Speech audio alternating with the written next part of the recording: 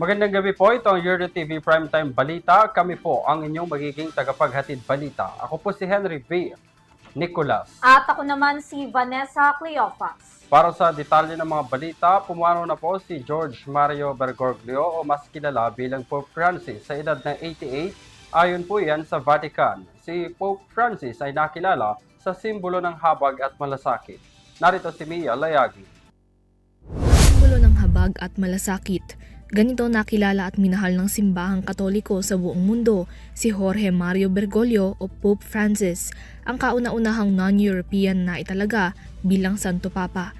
Kaya nga ganoon na lamang din ang pagbuhos ng pakikiramay para kay Pope Francis matapos kumpirmahin ng Vatican Church ang kanyang pagpanaw Lunes ng umaga sa edad na 88.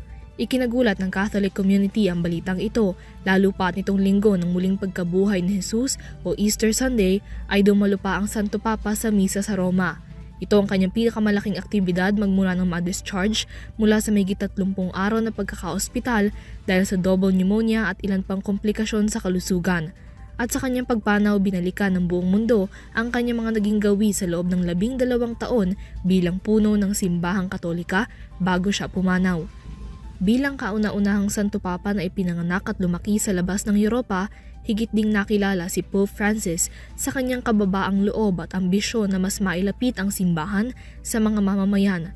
Kumala siya sa konserbatibong pananaw ng mga naunang Santo Papa at pinagtuunang pansin ang iba pa mga isyu sa lipunan na kinaharap ng mga ordinaryong mamamayan. Ilan sa kanyang mga naging kontribusyon sa paglalapit ng simbahan sa publiko ay ang pagtatalaga ng mga kababaihan bilang miyembro ng dicastery sa Roman Curia, pagbubukas ng isipan at pananaw ng simbahan para sa mga miyembro ng LGBT community at mariing pagkondena sa death penalty. Have you walked the pavements where they sleep? At para sa mga Pilipino, masakit din ang magiging pamamaalam ng sambayanan para kay Pope Francis o Lolo Kiko. Si Pope Francis ang ikatlong Santo Papa na bumisita sa Pilipinas at ang kanyang papal visit noong Enero 2015 ay naghatid ng pag-asa at bagong simula para sa mga Pilipino. Partikular na para sa mga naging biktima ng paghagupit ni Bagyong Yolanda at Ruby sa Tacloban at Palo Leyte. Naging malapit din siya sa mga bata na buong puso rin siyang sinalubong sa kanyang naging pagbisita. Ang kanyang papal mass sa Luneta ang itinuturing ngayon na pinakamalaking papal crowd sa kasaysayan na may 6 hanggang 7 million na mga nagsipagdalo. Tema ng kanyang naging pagbisita ang Mercy and Compassion o habag at malasakit na higit pa sa isang mensahe para sa mga Pilipinong bumabangon pa lamang mula sa isang kalamidad noong mga panahong iyon. Kahit 5 araw lamang ang naging papal visit at kahit isang dekada na ang lumipas mula nito, hindi maitatanggi ang naging impluwensya at pag-asang dinala ni Lolo Kiko para sa sambayan ng Pilipino. Para sa Euro TV News, Mia Layagin, sumasaludo sa bawat Pilipino. Sa iba pa mga balita, naglabas ng executive order ang palasyo para sa mga opisyal ng gobyerno na nagbabawal bumisita sa Taiwan at makipagpulong sa mga opisyales nito. Sakali man daw na kinakailangan talagang bumisita sa Taiwan ng mga opisyales, ay dapat munang kumuha ng clearance. Ang iba pang detalye sa report ni Alvin Pelopel.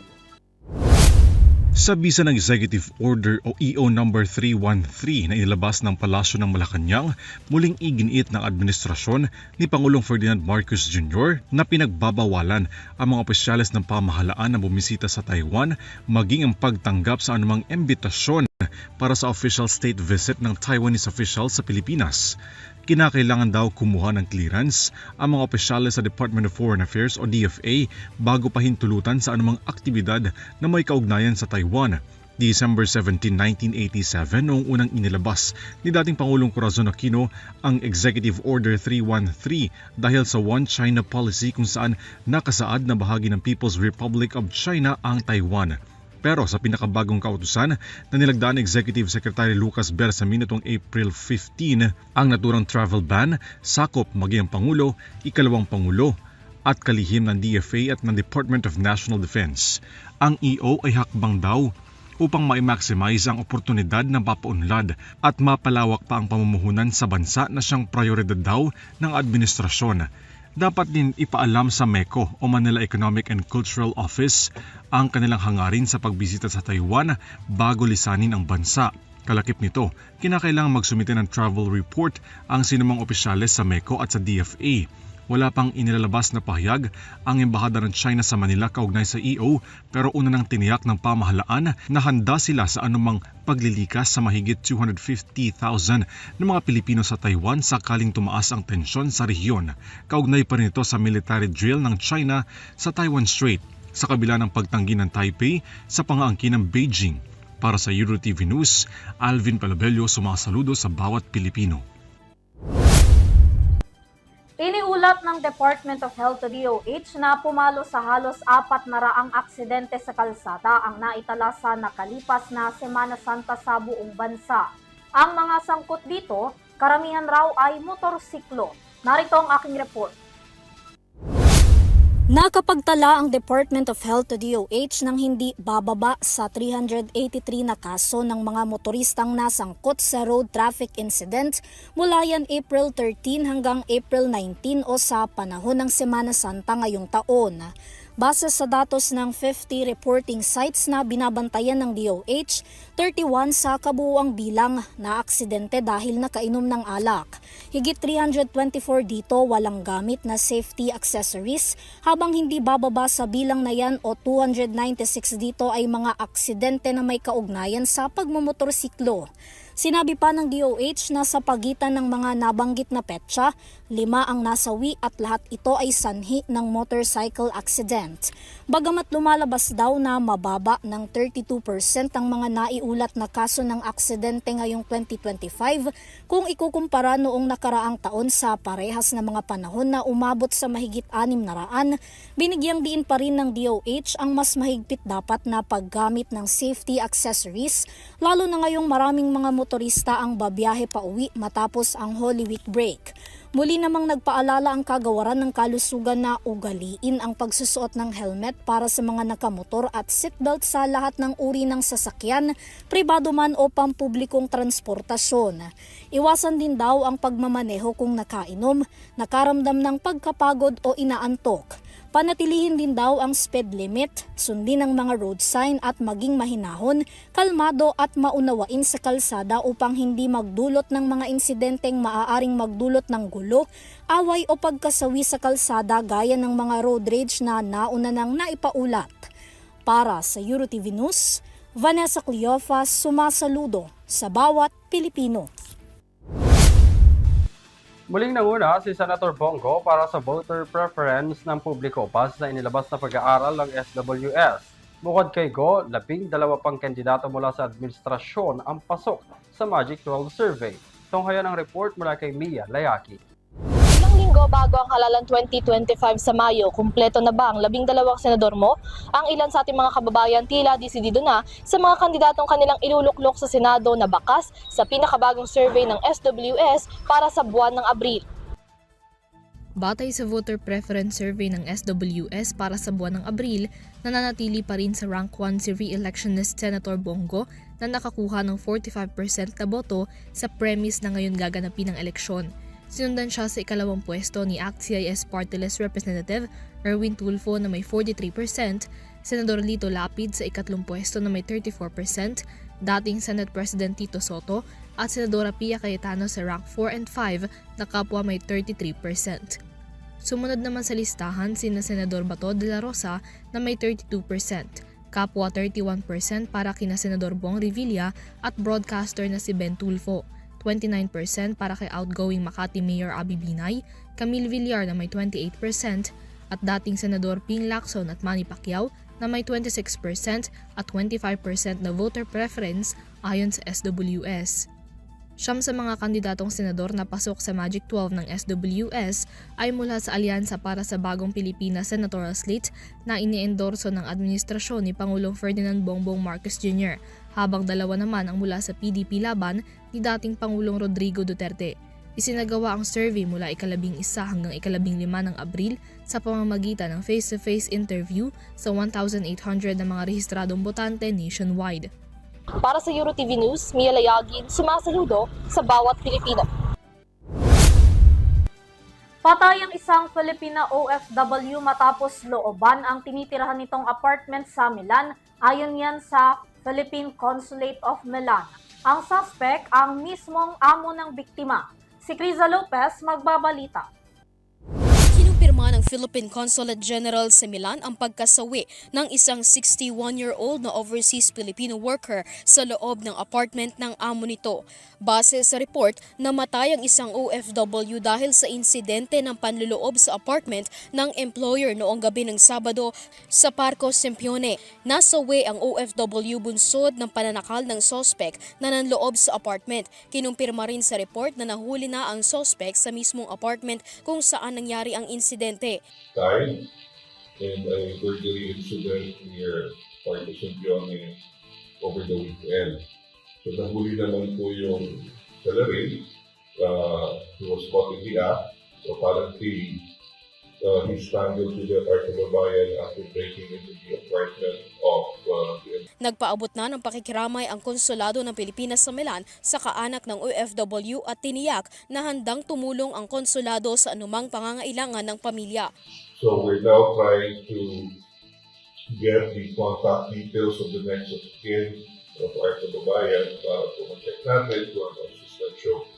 Pari po natin pwedeng extend. Sa hiwalay rin na insidente, may isang Pilipino ang nasugatan matapos atakihin ng grupo ng lalaki na may dalang malaki at itim na aso. The other night, we also reported about that incident where the kababayan was attacked by young men with a big black dog.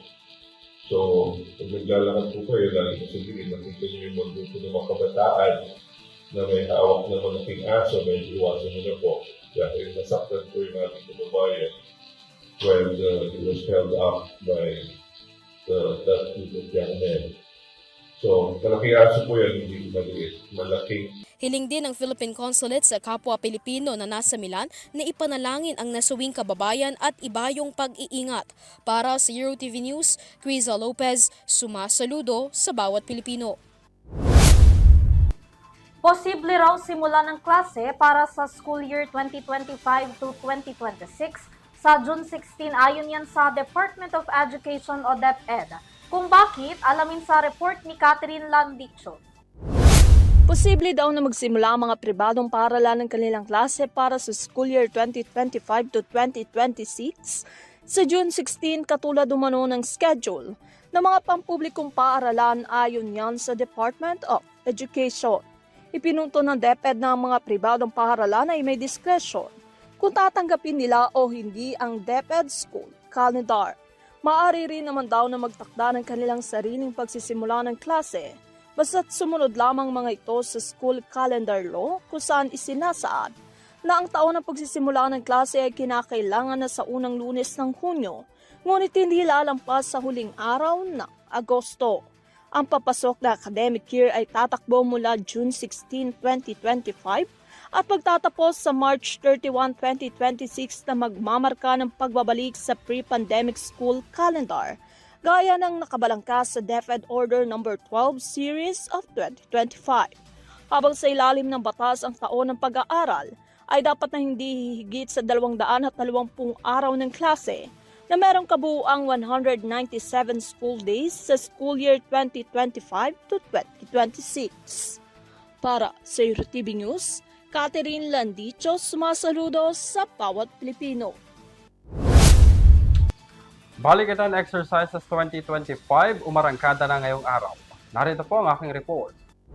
Nang umarangkada ang pinakamalaking pagsasanay sa pagitan ng mga sundalo ng Pilipinas at Amerika ngayong taon, ang ika-4 na pong Balikatan Exercises 2025. Una nang inanunsyo ng tagapagsalita ng Balikatan na nasa 14,000 na tropa mula sa Estados Unidos, Pilipinas at Australia ang lalahok sa iba't ibang pagsasanay na magtatagal hanggang May 9. Sa bilang na ito, 9,000 na mga sundalo ay mula sa US, 5,000 mula sa Pilipinas at 200 naman ay mula sa Australia.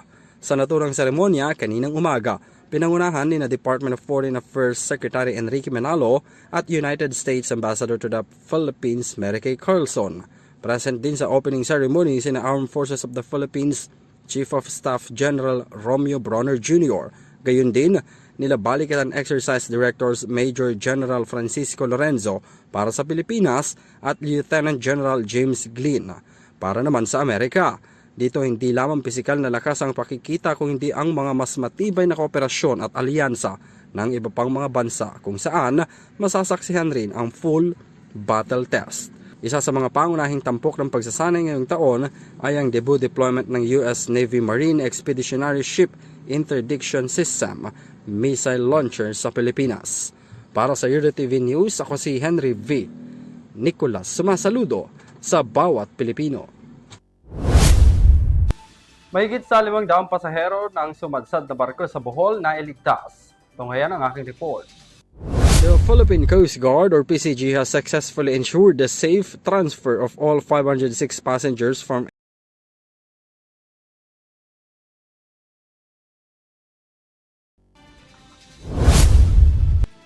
Samantala, nagpapagaling na ngayon sa ospital ang isang rider ng ride-hailing app matapos pagsasaksakin ng kanyang pasahero sa Quezon City. Ang biktima, tinangay pa ang kanyang motorsiklo. Narito si Dan Villegas. Sinagtad ng saksak ang isang motorcycle taxi rider ng kanyang pasahero kung saan pati ang motor ng biktima ay tinangay nito. Kalunos-lunos ang sinapit ng isang 43 years old na motor taxi rider nang bigla na lamang siyang saksakin ng kanyang pasahero nang makapasok sa isang madilim na eskinita sa barangay Pag-ibig sa Nayon sa Quezon City. Nangyari ang insidente bandang alas 5 ng hapon nito lamang Linggo. Kuha sa CCTV footage ang karumal-dumal na ginawa ng suspect sa biktima kung saan kita rito ang biglaang pagsaksak patalikod ng pasahero sa rider at pagtumba nito sa motor. Matapos saksakin na maraming ulit, itinayo at kinuha ng suspect ang motor saka tinangay ito palayo. Humingi ng tulong ang biktima kung saan agad namang inaksyonan nito ng mga opisyales sa lugar at idinala sa ospital kung saan kasalukuyang nagpapagaling ang nasabing rider. Nagtamo ang biktima ng nasa 10 saksak sa iba't ibang bahagi ng kanyang katawan. Patuloy na tinutugis ng kapulisan ang suspect kung saan naglunsad ang mga ito ng isang manhunt operation para mahuli na ang nasabing individual. Para sa EuroTV News, Dan Villegas, sumasaludo sa bawat Pilipino. Nauwi sa trahedya ang isang prosesyon sa Bacolod matapos araruhin ng isang kotse. Base sa ulat, hindi bababa sa 3 ang nasawi. Nagbabalik si Dan Villegas. Tinatayang nasa 3 ang patay at 16 naman ang sugatan matapos banggain ng isang kotse ang tricycle kung saan nadamay ang mga nagpoprosesyon sa isang bayan sa Bacolod. Nangyari ang insidente sa Barangay Alangilan, Bacolod City, bandang alas 7 ng gabi noong Biyernes Santo. Base sa kapulisan, isang Indian national ang driver ng nasabing kotse, kung saan nabangga nito ang isang tricycle at patrol car sa nangyaring insidente. Nasagasaan na rin ito ang mga nasa unahan ng nasabing prosesyon. Ayon sa ulat ng kapulisan, nagpositibo sa alcohol test ang driver ng kotse, ngunit itinanggi umano ito ng sospek. Para sa EuroTV News, Dan Villegas, sumasaludo sa bawat Pilipino. Pinag-iingat ng pamahalaang lungsod ng San Antonio, Zambales ang publiko laban sa mga naglipa ng scammers na nag-aalok para sa bakasyon. Para sa detalye, narito si Catherine Landicho. Pinag-iingat ang publiko sa mga kumakalat na scammers o yung mga nagpapanggap na tourist guide sa San Antonio, Zambales ayon yan sa lokal na pamahalaan. Mariin na pinag-iingat ng lokal na pamahalaan ng San Antonio sa Zambales ang publiko laban sa mga lumilitaw na tourist scammers lalo na sa social media. Mariin naman din na kinundena at hindi kinukonsinti ng lokal na pamahalaan ang anumang anyo ng scam o anumang mapanlinlang na aktibidad na ginagawa ng mga scammers tour coordinator o organizer na nagtatarget sa mga turistang bumibisita sa lugar. Ayon pa sa lokal na pamahalaan ay magsasagawa sila ng joint investigation sa pakikipag-ugnayan sa mga kinaukulang otoridad upang matukoy at panagutin ang mga sangkot sa mga ilegal na aktibidad na ito. Hinihikayat din umano ng lokal na pamahalaan ang lahat ng turista na nabiktima ng mga scam na lumapit at maghain ng formal na reklamo. Mangyaring magpadala din daw umano ng impormasyon o detalye at mga sumusuportang dokumento sa kanilang official email na kanilang inilaan. Para sa EuroTV News, Catherine Landicho, sumasaludo sa bawat Pilipino.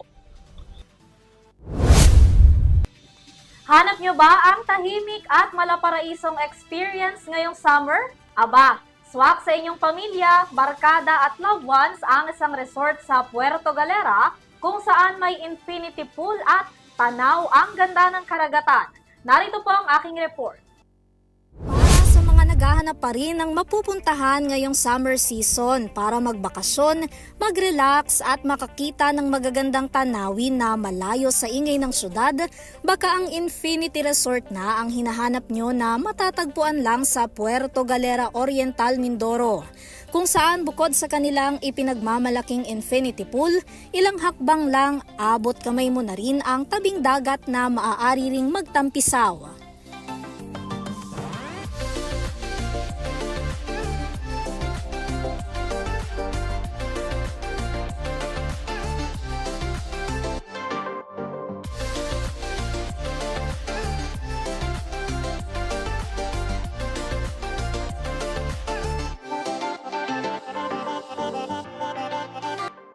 Ayon sa manager ng Infinity Resort na si Mr. Willie Caceres, hindi na bago ang dagsa ng mga turistang bumibisita sa kanila lalo na tuwing summer season. Bukod daw kasi sa ganda ng kanilang kapaligiran kung saan nakapalibot ang kanilang mga villa, tanaw pa dito ang mataas na bundok na lalo pang nagpapaganda sa lugar. Dito sa ating resort, maraming mga turista, no? Especially during this summer. Talaga namang lalong-lalo na yung ating mga kababayan na nasa city, no?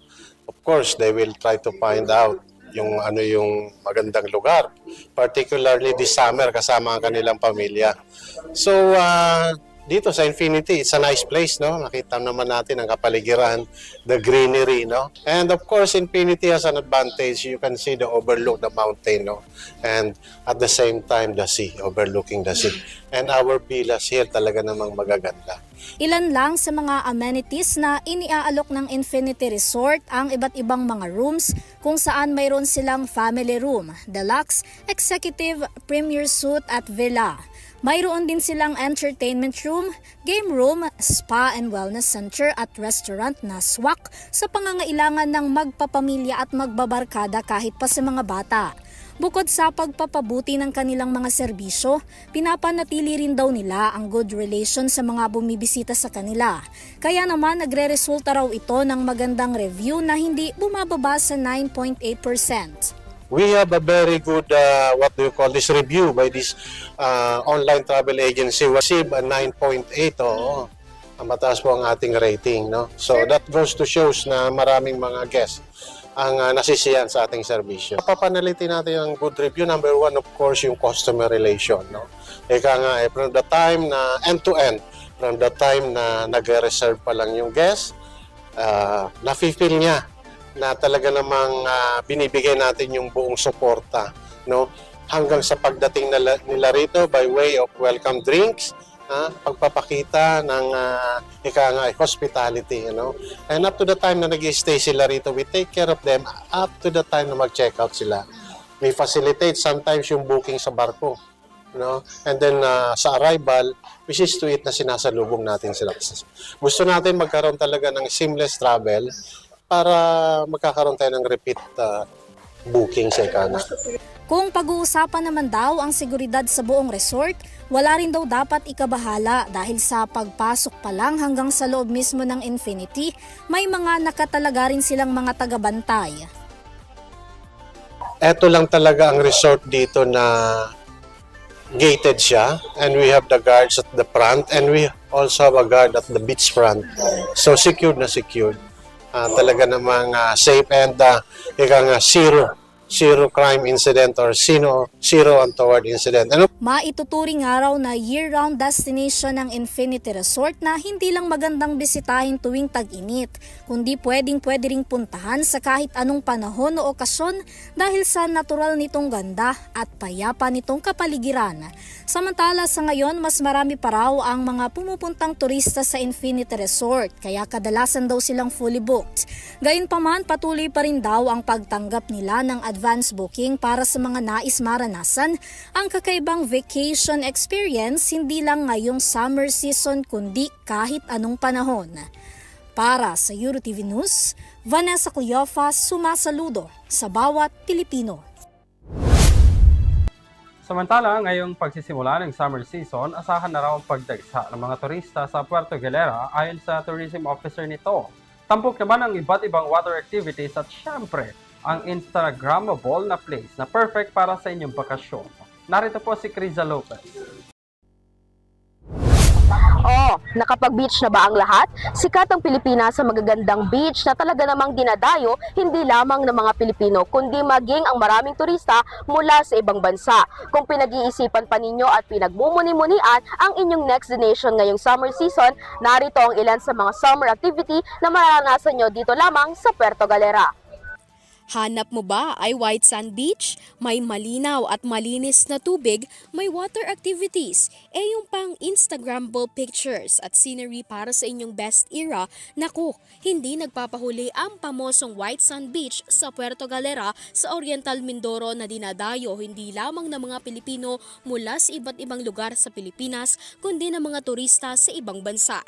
Kung isa ang Puerto Galera sa inyong bucket list na puntahan ngayong summer, ito ang mga pwede ninyong asahan at subukan ng mga water activities.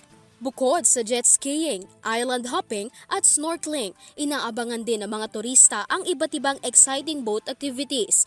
Kung group outing para magbonding kasama ang pamilya o mga kaibigan, maaari ninyong subukan ang banana boat na kayang magsakay ng hanggang 13 katao. Syempre, hindi pinalampas ng EuroTV team ang pagkakataon na ito kaya't sinubukan din namin sakyan ang banana boat at jet skiing.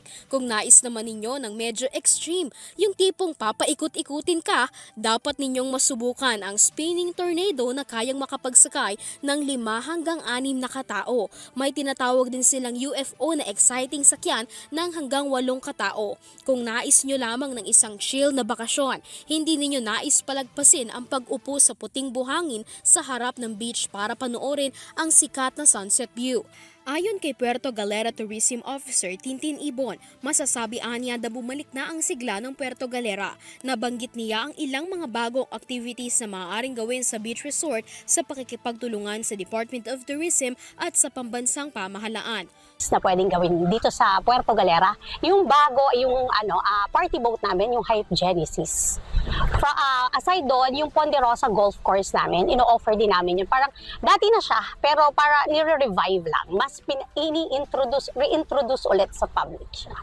Pero after noon, with the partnership ng Department of Tourism, meron tayong for diving, meron tayong underwater shootout na ina-expect at saka yung dive safari natin na yun ina-expect natin. Pero latter part na yun ng year na to. Dagdag ni Tourism Officer Yvonne, kapansin-pansin na ang pagdami ng mga turista kung pagkukumparahin ng tourism growth ng 2023 at 2024. Batay sa datos, umabot sa 306,000 ang tourist arrival sa Puerto Galera noong 2024 sa buong panahon ng tag-init sa Pilipinas. Nitong panahon ng Semana Santa, marami ring turista ang piniling gunatain ang kanilang Holy Week sa Puerto Galera. Isang concert din ang ginanap sa harap ng beach kung saan imbitado ang ilang kilalang banda, kabilang narito ang Kamikaze at Lily. Base sa datos ng Tourism Office, mula April 14 hanggang April 19, tinatayang nasa mahigit 18,000 na ang bakasyonista. Ngunit posible pa nilang tumaas ito sa 22,000 dahil sa mga habol pa sa bakasyon. Bunsod na rin ang pagdami ng turista sa Puerto Galera, tinitiyak din ng lokal na pamahalaan na ligtas ang lahat ng turista sa pamamagitan ng pakikipagtulungan sa mga uniform personnel. During summer talaga, hindi lang LG yung kumikilos. Kasama po namin yung uniform personnel sa pangunguna ng Municipal Police Station Chief namin, si Chief Totaan. Siya talaga yung namumuno nung sa safety and security. Kung mapapansin nyo, ang daming uniform personnel nung gabing yon. Sinisigurado rin ng opisina ang kalinisan sa dagat lalo't maraming kainan sa harap ng beach resort. Nag-operate na yung ating sewerage treatment plant sa White Beach. So napakalaking tulong doon. Halos, actually lahat po ng accommodation establishments natin sa White Beach connected na po sa STT. Ano pang iniintay? Kulayan na ang bonding ng inyong pamilya at barkada nang mabawasan ang mga drawing na bakasyon. Mula rito sa Puerto Galera, para sa EuroTV News, Criza Lopez, sumasaludo sa bawat Pilipino. Sa ikalawang pagdinig, humarap muli sa korte ang dating presidente ng South Korea na si Yoon Suk-yeol para harapin pa rin ang kasong kinaharap nito matapos na ma-impeach noong nakaraang taon. Si Ella Corazon magbabalita. Muling humarap sa korte si dating South Korean President Yoon Suk-yeol para sa ikalawang pagdinig nito sa kinahaharap nitong kaso matapos nitong magdeklara ng martial law sa naturang bansa noong December. Matatandang na-impeach at nasuspindi si Yoon ng mga mambabatas ng Korea noong December 3 matapos itong tangkaing ipakalat ang mga armadong sundalo sa loob ng parlamento. Formal naman itong tinanggal sa katungkulan ngayong buwan. Sa unang araw ng kanyang paglilitis noong nakaraang linggo, ipinagtanggol ng dating presidente ang kanyang sarili sa korte kung saan itinanggi nito na nakagawa siya ng insureksyon. Umabot umano sa 90 minutes ang pagsasalita nito sa korte. Samantala, kung mapatunayang nagkasala ito, magiging ikatlong pangulo ng South Korea si Yoon na na nagkasala ng insureksyon pagkatapos ng dalawang pinuno ng militar na may kaugnayan sa 1979 coup. Para sa EuroTV News, Ella Corazon sumasaludo sa bawat Pilipino. At Alexi Brooks kinoronahan bilang bagong Miss Eco International 2025. Si Sam Martos magbabalita.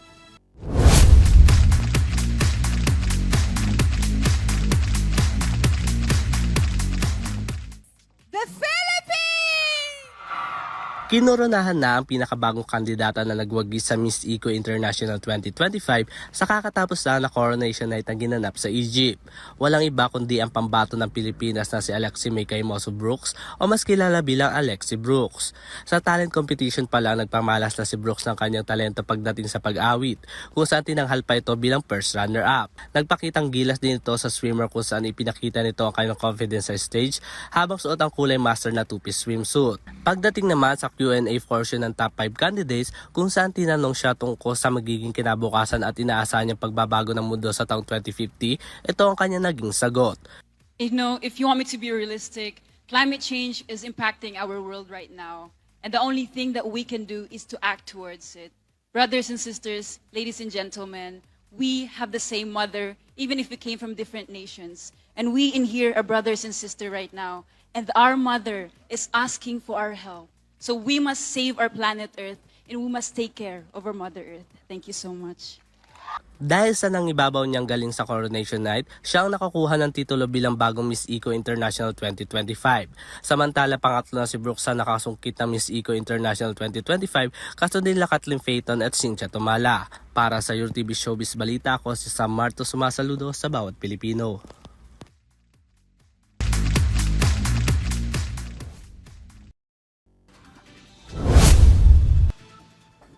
At yan po ang mga balita ang aming nakalap hanggang sa mga oras na ito. Para sa mga karagdagang balita at impormasyon, bisitahin kami sa aming official website, eurotvph.com. Mapapanood nyo rin po ang EuroTV News sa Pinoy Extreme Channel. Maraming salamat sa inyong pagsubaybay. Muli, ako po si Vanessa Cleofas. At ako naman po si Henry V. Nicolas. Para sa patas at tapat na pagbabalita, ito po ang EuroTV News. Sumasaludo sa bawat Pilipino. Dapat